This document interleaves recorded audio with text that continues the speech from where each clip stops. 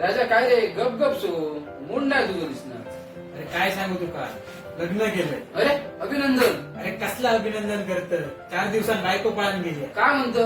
अरे मग अरे त्या एजंटान पण फसवल्या आणि त्या आयुष्य ऑपरेशन पण काय मला सांग. अरे पण लगीन करूच्या आधी मुलीची चौकशी करूची असता.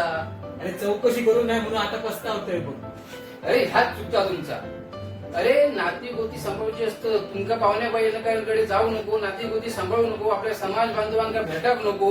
जर तुझी ओळख पाळत असती ना आता समाजामध्ये किंवा खय, तर तुझं ह्यो प्रसंग आता तुझ्यावर येतो नसतो. अरे बरोबर बोलतो, पण त्यासाठी करू काय मला सांग. अरे आपले गणेश चव्हाण माहिती तुका पत्रकार मालवण श्रावणातले माहिती पण ते 2 वर्ष काय करतो झटतच बिचारे. कशासाठी जर पुण्यात आणि मुंबईत आपले राहणारे नाती बांधव असत, नाभिक बांधव असत, त्या सगळ्यांना एकत्र करूसाठी.